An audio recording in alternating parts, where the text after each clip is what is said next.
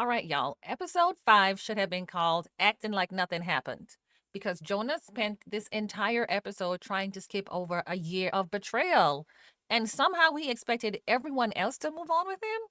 Sir, that is not how trauma works. Let's talk about it.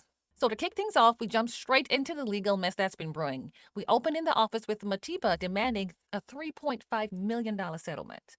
Talking about if this goes to court, she's exposing J&J for everything. So Magesh basically tells her, you'd also be exposing yourself too, but I don't think she cares about that. And she gets mad because Jonas isn't there. And that's because he's on vacation with his wife. So that wasn't the answer that gold digger was looking for. So while chaos is brewing at the office, Jonas is over there busy playing a happy husband. Matching robes, cute scenery, the whole 9 yards.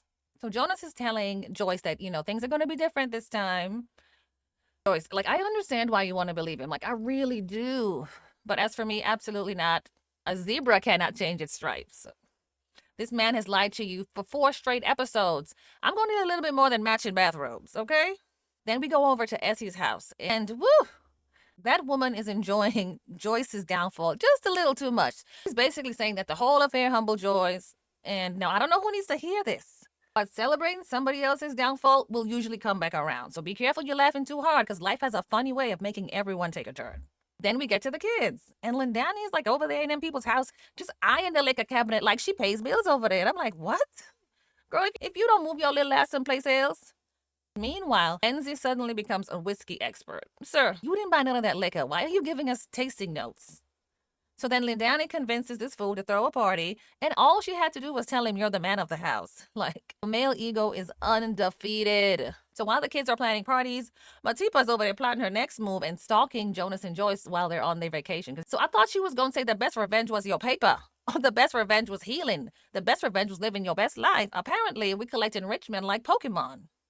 Back on vacation, Jonas decides to introduce yet another questionable idea. Jonas asks Joyce for another baby. Sir, you walked out on 3. What exactly is baby number 4 supposed to fix? Children are not marriage counseling. And Joyce over there trying to convince herself that he just misses the family. Girl, be for real.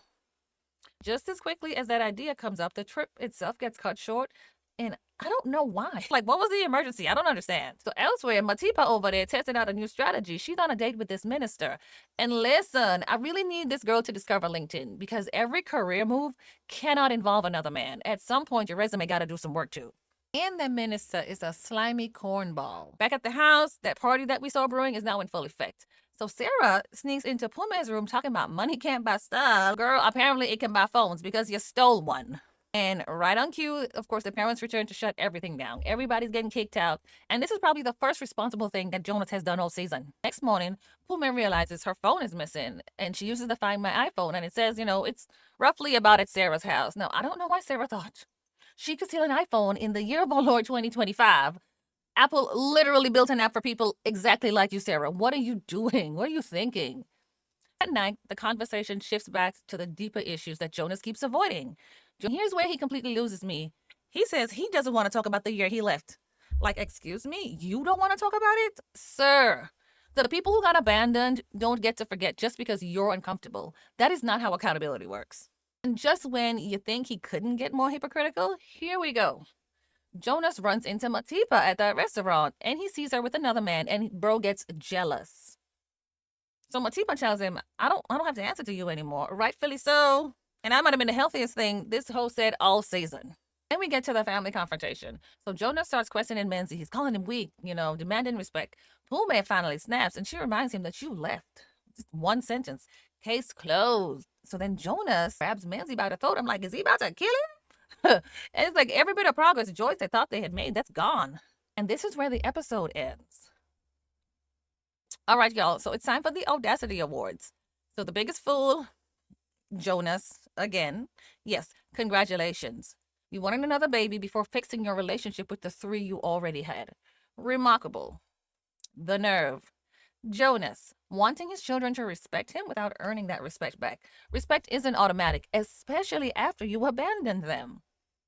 I actually felt bad for Menzi. That boy spent the entire episode trying to make everybody happy, and he still ended up catching some hands. Poor thing. One good decision Pume, again, every single time somebody tried rewriting history, she reminded them of what actually happened. So sometimes the youngest person in the room is the only one telling the truth. Those are this week's Audacity Awards. I'll see y'all in episode 6. Bye. I'll be watching. And when you feel that the soca done, well, it's more soca to come. And when you feel that the whining done, well, it's more whining to come.